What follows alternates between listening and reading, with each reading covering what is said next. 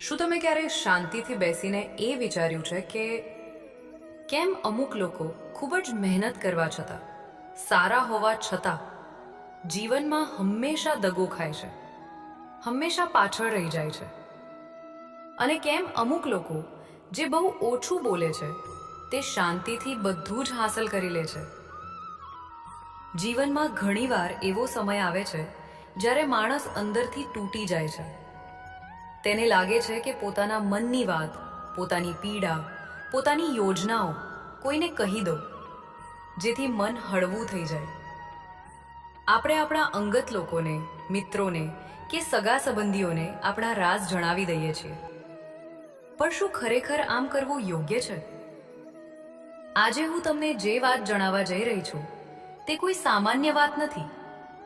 આ વાત છે કુરુક્ષેત્રના એ ભયાનક યુદ્ધ મેદાનની, જ્યાં ચારે બાજુ મોતનું તાંડવ થવાનું હતું. એ સમયે ધનુર્ધર અર્જુન શારીરિક રીતે નહીં પણ માનસિક રીતે તૂટી ગયો હતો. અર્જુનનું મન અત્યંત વિચલિત હતું. ક્યારે ભગવાન શ્રી કૃષ્ણએ અર્જુનને જીવનના 7 એવા ગુપ્ત મંત્રો આપ્યા હતા, 7 એવા રહસ્યો જે જો કોઈ માણસ જાણી લે તો દુનિયાની કોઈ તાકાત તેને હરાવી ન શકે. શ્રી કૃષ્ણએ બહુ જ સ્પષ્ટ શબ્દોમાં કહ્યું હતું કે હે અર્જુન, આ સંસારમાં અમુક વાતો એવી હોય છે જે તારે તારા સૌથી અંગત વ્યક્તિને પણ ક્યારેય ન કહેવી જોઈએ. જો આ 7 વાતો તે ભૂલથી પણ કોઈને કહી દીધી તો ભવિષ્યમાં તારો વિનાશ નિશ્ચિત છે. આ 7 વાતો કઈ છે? એવું તે શું છે જે માણસે પોતાની અંદર જ દબાવીને રાખવું જોઈએ?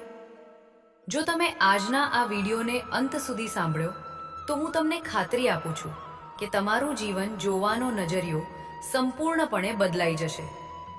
ખાસ કરીને 7મો મંત્ર, જે સૌથી ખતરનાક અને સૌથી મહત્વપૂર્ણ છે. તો આ વિડીયોને વચ્ચેથી છોડવાની ભૂલ બિલકુલ ન કરતા. પરંતુ એ રહસ્યો તરફ આગળ વધીએ તે પહેલા એક નાનકડું કામ કરો. જો તમે ભગવાન શ્રી કૃષ્ણના સાચા ભક્ત છો તો આ વિડીયોને અત્યારે જ લાઈક કરી દો, ચેનલને સબસ્ક્રાઇબ કરી લો અને કોમેન્ટમાં પૂરી શ્રદ્ધાથી જય શ્રી કૃષ્ણ જરૂર લખજો. ચાલો હવે વાત કરીએ એ પહેલા ગુપ્ત મંત્રની. શ્રી કૃષ્ણ કહે છે, કૌટુંબિકમ દુઃખમ ન પ્રકાશિતમ, એટલે કે તમારા ઘરની, તમારા પરિવારની સમસ્યાઓ ક્યારે બહારના લોકોને ન જણાવો. અર્જુને ખૂબ જ નિર્દોષ ભાવે પૂછ્યું, હે માધવ, જ્યારે મન દુઃખી હોય, ઘરમાં કંકાસ હોય, ત્યારે શું કોઈ પોતાના નજીકના મિત્ર પાસે હળવા ન થઈ શકાય? શ્રી કૃષ્ણ હસ્યા, એક એવું હાસ્ય જેમાં આખા સંસારનું કડવું સત્ય છુપાયેલું હતું. તેમણે કહ્યું, પાર્થ, આ સંસાર ખૂબ જ સ્વાર્થી છે.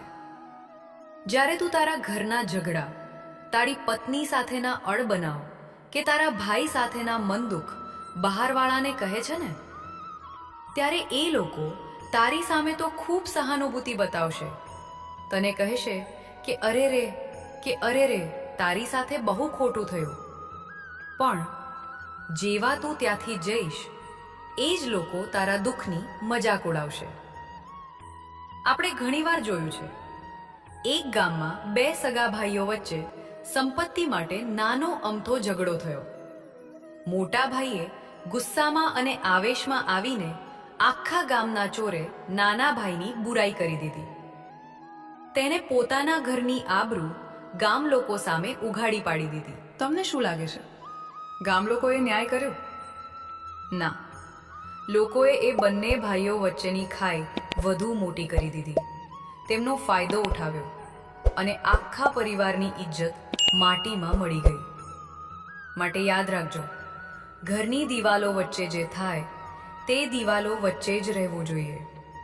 ઘરની વાત બહાર જશે તો લોકો તમારા ઘાવ પર મલમ નહીં લગાવે પણ મીઠું બબરાવશે.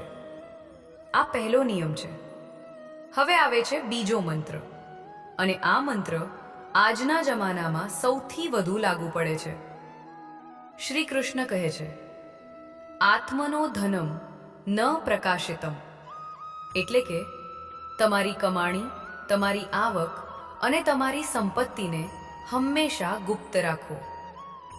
આજે લોકોને દેખાડો કરવાની બહુ આદત પડી ગઈ છે. થોડા પૈસા આવે એટલે તરત જ સમાજમાં વટ પાડવા માટે તેનો દેખાડો કરે છે. પણ કૃષ્ણ કહે છે કે ધન જેટલું ગુપ્ત હોય તેટલું જ સુરક્ષિત રહે છે. ભગવાન કૃષ્ણએ અર્જુનને એક વાર્તા કહી. એક રાજા હતો. તેના રાજ્યમાં અખૂટ ખજાનો હતો. રાજાને પોતાના ધનનો બહુ જ અહંકાર હતો. તેણે એકવાર આજુબાજુના તમામ રાજ્યોના રાજાઓને આમંત્રણ આપ્યું અને પોતાનો સોના ચાંદીથી ભરેલો ખજાનો બતાવ્યો. તેણે વિચાર્યું કે આનાથી મારો પ્રભાવ વધશે. પણ થયું ઉલટું. પાડોશી રાજ્યોના મનમાં લાલચ જાગી, ઈર્ષ્યા જાગી. થોડા જ દિવસોમાં તેમણે એક થઈને એ રાજા પર હુમલો કરી દીધો અને તેનો બધો જ ખજાનો લૂંટી લીધો. રાજા રસ્તા પર આવી ગયો. જ્યારે તમે તમારી આવક કે સંપત્તિનો દેખાડો કરો છો ત્યારે લોકોની ઈર્ષ્યા વધે છે. અમુક લોકો તમારી પાસે માત્ર મદદ માંગવાના બહાને જ આવશે. તમારા સાચા મિત્રો ઓછા થઈ જશે અને સ્વાર્થી લોકો તમારી આસપાસ વીંટળાઈ વળશે. અને અમુક લોકો જે તમારી બરાબરી નથી કરી શકતા તે તમને નીચે પાડવાની કોશિશ કરશે. માટે તમારી બેંકમાં કેટલા પૈસા છે, તમે મહિને કેટલું કમાઓ છો, એ વાત તમારી પત્ની કે ખૂબ નજીકના પરિવાર સિવાય કોઈને ન જણાવો. મિત્રો, અહીં સુધી આપણે 2 મંત્રો જોયા. શું તમને નથી લાગતું કે આપણે પણ ક્યારેક ઉત્સાહમાં આવીને આપણી આવક કે ઘરની વાતો બીજાને કહીને મોટી ભૂલ કરીએ છીએ? જો તમને મારી વાત સાચી લાગતી હોય તો અત્યારે જ કોમેન્ટમાં સાચી વાત છે લખજો. હવે સાંભળો ત્રીજો મંત્ર.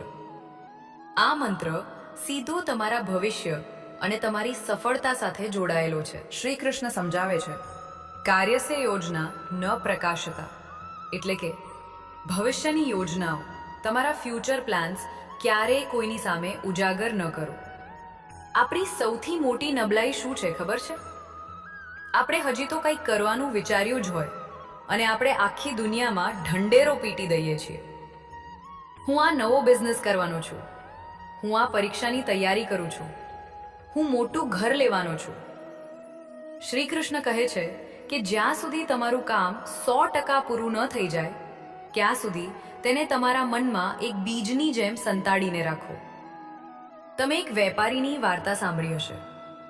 એક સામાન્ય વેપારીએ એક બજારમાં મસાલાની એક બહુ મોટી અને યુનિક દુકાન ખોલવાનું વિચાર્યું. તે બહુ ઉત્સાહિત હતો. તેણે રાતોની રાતો જાગીને આખું પ્લાનિંગ કર્યું. પણ તેનાથી રહેવાયું નહીં. તેણે ઉત્સાહમાં આવીને પોતાના બધા જ સગા સંબંધીઓને અને મિત્રોને આ વાત વિસ્તારથી કહી દીધી. તેમાં તેનો એક મિત્ર બહુ ચાલાક હતો. તેણે આ વેપારીનો આખો આઈડિયા સાંભળી લીધો. બીજા જ અઠવાડિયે જ્યારે આ વેપારી દુકાન લેવા ગયો ત્યારે તેને ખબર પડી કે એ જ જગ્યાએ પેલા ચાલાક મિત્રએ મસાલાની દુકાન ખોલી નાખી છે. વેપારીનું સપનું ત્યાં જ તૂટી ગયું. દરેક વિચાર એક બીજ સમાન છે. જો તેને વાવતા પહેલા જ તમે બધાને બતાવી દેશો તો કોઈ તેને કચડી નાખશે અથવા કોઈ તે બીજ ચોરી લેશે. દુનિયાને માત્ર તમારું પરિણામ બતાવો, તમારી મારી મહેનત અને યોજના નહીં. કામ એટલી શાંતિથી કરો કે તમારી સફળતા શોર મચાવી દે. ચોથો મંત્ર. આ મંત્ર સાંભળતી વખતે તમારા રૂવાડા ઊભા થઈ જશે. શ્રી કૃષ્ણ કહે છે, આત્મનો દુર્બલતા ન પ્રકાશિતા. તમારી નબળાઈઓ, તમારી કમજોરીઓ ક્યારેય કોઈને ન કહો. કૃષ્ણના શબ્દો હતા, હે પાર્થ, જે દિવસે તે તારી નબળાઈ કોઈ બીજાને જણાવી દીધી એ જ દિવસે સમજી લેજે કે તે તારી હારનું પહેલું પગથિયું ચડી લીધું છે. આપણે બધા ભાવનાત્મક જીવ છીએ. આપણે કોઈની પર આંધળો વિશ્વાસ કરી લઈએ છીએ અને કહી દઈએ છીએ કે મારાથી આ નથી થતું અથવા મને આ વાતથી બહુ ડર લાગે છે. એક બહુ જ શક્તિશાળી યોદ્ધા હતો. યુદ્ધના મેદાનમાં તેને કોઈ હરાવી શકતું ન હતું, પણ તેને એક જ ડર હતો. તેને અંધારાનો અને પાછળથી થતા તીરના હુમલાનો ભયંકર ડર લાગતો હતો.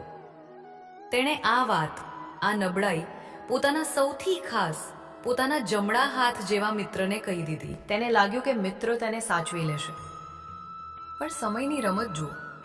થોડા વર્ષો પછી કોઈ કારણસર એ મિત્ર દુશ્મન છાવણીમાં જોડાઈ ગયો, અને જ્યારે મોટું યુદ્ધ થયું ત્યારે એ જ મિત્રએ દુશ્મનોને સલાહ આપી કે આ યોદ્ધા પર સીધો હુમલો ન કરો.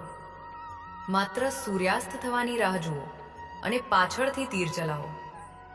અને એ મહાન યોદ્ધા પોતાની જ કહેલી નબળાઈને કારણે માર્યો ગયો. નબળાઈ ત્યાં સુધી જ તમારી તાકાત છે જ્યાં સુધી તે માત્ર તમને ખબર છે. જ્યારે તે તમારા હોઠમાંથી બહાર આવે છે ત્યારે તે દુનિયા માટે તમારી સામે વાપરવાનું સૌથી મોટું હથિયાર બની જાય છે. લોકો તમારી નબળાઈ જાણીને તમને ક્યારેય મજબૂત નહીં બનાવે, પણ જ્યારે સમય આવશે ત્યારે બરાબર એ જ જગ્યાએ વાર કરશે જ્યાં તમને સૌથી વધુ દર્દ થાય છે. દોસ્તો, વિડીયો અડધો પૂરો થઈ ગયો છે.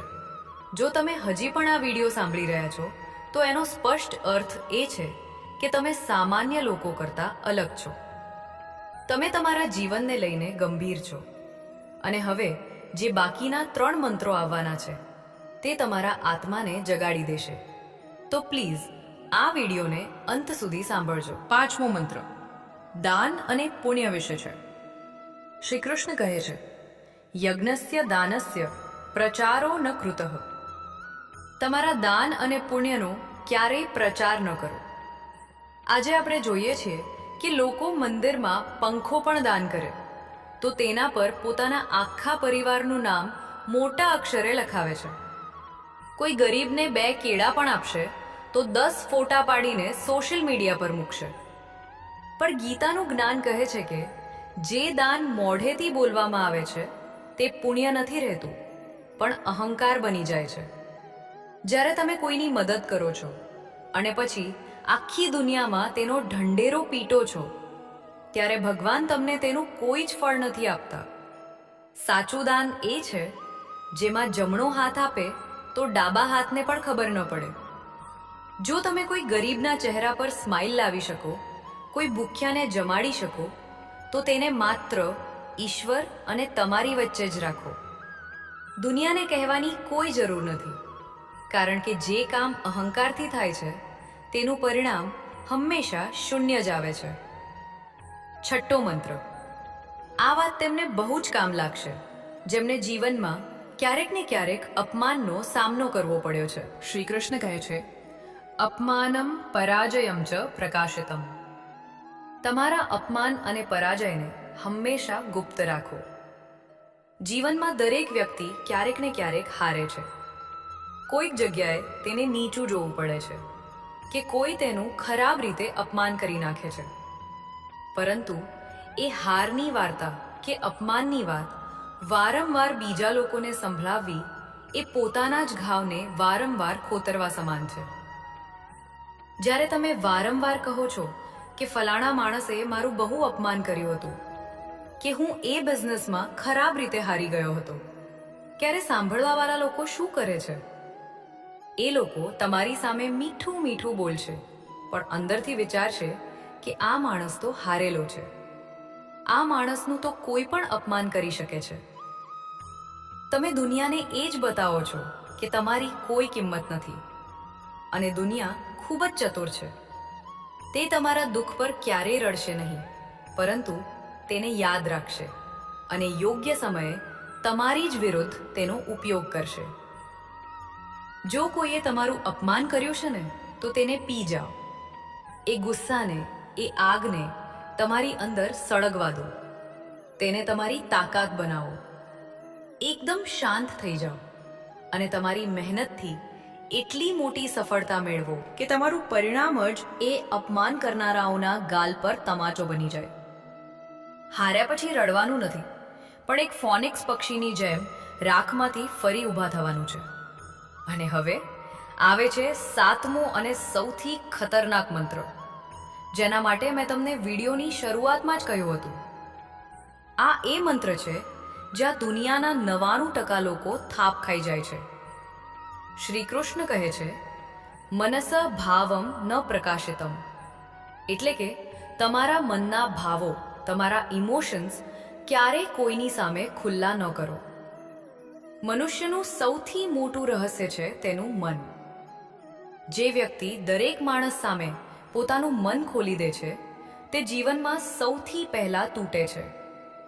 આપણે શું કરીએ છીએ? આપણે કોઈની પર બહુ જલ્દી ગુસ્સે થઈ જઈએ છીએ. કોઈની સામે ધ્રુસકે રડી પડીએ છીએ. કોઈને બતાવી દઈએ છીએ કે આપણે તેના વિના રહી શકતા નથી.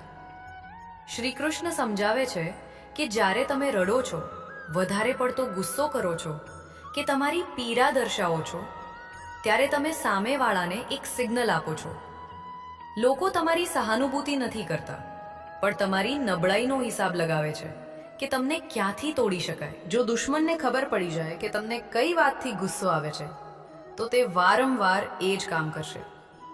જો કોઈને ખબર પડી જાય કે તમે તેમના પ્રેમ માટે પાગલ છો, તો તે વ્યક્તિ તમને કઠપૂતળીની જેમ નચાવશે. ભાવનાઓ પણ ધન જેવી જ હોય છે. જેની સામે ખુલ્લી થઈ જાય, તેની સામે તમારું મૂલ્ય ઘટી જાય છે. પણ જો તેને અંદર સુરક્ષિત રાખવામાં આવે, તો તે તમારી સૌથી મોટી તાકાત બને છે. તમારા મનની વાત, તમારી સૌથી ઊંડી પીડા માત્ર એવા જ વ્યક્તિને કહો જે ખરેખર સાચા અર્થમાં નિસ્વાર્થ હોય, જેમ કે તમારા માતા પિતા કે પછી સ્વયં ઈશ્વર. મંદિરના એકાંતમાં જઈને ભગવાન સામે ભલે ચોધાર આંસુએ રડી લેજો, પણ આ સ્વાર્થી દુનિયા સામે હંમેશા એક સ્માઇલ રાખો. દુનિયાને એવું જ લાગવું જોઈએ કે આ માણસને કોઈ ફરક નથી પડતો. આ તમારી સૌથી મોટી ઢાલ છે. અર્જુને અંતે પોતાના ધનુષ્પ પર હાથ મૂક્યો, માથું નમાવીને કહ્યું, હે કેશવ, હે માધવ, હું સમજી ગયો. દરેક સંબંધમાં પ્રેમ અને આદર હોઈ શકે, પણ અમુક વાતો ગુપ્ત રાખવી એ જ ખરી સમજદારી છે. એ જ જીવન જીવવાની કળા છે. મિત્રો, શ્રી કૃષ્ણના આ 7 મંત્રો માત્ર મહાભારતની વાર્તાઓ નથી. આજના આ કળિયુગમાં જ્યાં માણસ જ માણસનો દુશ્મન છે, ત્યાં આ મંત્રો સંજીવની બુટી સમાન છે. ઘરની વાતો, સંપત્તિ, યોજનાઓ, નબળાઈઓ, દાન, અપમાન અને તમારી ભાવનાઓ, આ 7 વસ્તુઓને તમારા હૃદયના સૌથી ઊંડા ખૂણામાં દફનાવી દો. જો તમે આ 7 વાતોને તમારા જીવનમાં આજથી જ ઉતારી લેશો, તો આખી દુનિયા એક તરફ થઈ જશે, તો પણ કોઈની તાકાત નથી કે તમને હરાવી શકે. મિત્રો, આજે મેં મારી પૂરી અંતરાત્માથી આ વાતો તમારી સામે મૂકી છે. તમને આ 7 મંત્રોમાંથી કયો મંત્ર સૌથી વધુ સત્ય લાગ્યો? કઈ વાત તમને સીધી હૃદય પર લાગી? મને અત્યારે જ કોમેન્ટમાં લખીને જરૂર જણાવજો. હું તમારી કોમેન્ટની રાહ જોઈશ. જો આ વિડીયોના એક પણ શબ્દથી તમારા જીવનમાં થોડી પણ હકારાત્મક અસર થઈ હોય, તો આ વિડીયોને એક લાઈક જરૂર કરજો. તમારા દરેક ગ્રુપમાં તમારા મિત્રો અને પરિવાર સાથે આ વિડીયોને શેર કરો, જેથી કોઈ બીજાનું પણ ભલું થઈ શકે. અને હા, જીવન બદલી નાખે એવા આવા જ શક્તિશાળી વિડીયોઝ જોવા માટે આપણી ચેનલને સબસ્ક્રાઇબ કરવાનું ભૂલતા નહીં. ફરી મળીશું એક નવા જ્ઞાન અને નવી ઉર્જા સાથે. ત્યાં સુધી હંમેશા ખુશ રહો, શાંત રહો અને આગળ વધતા રહો. જય શ્રી કૃષ્ણ.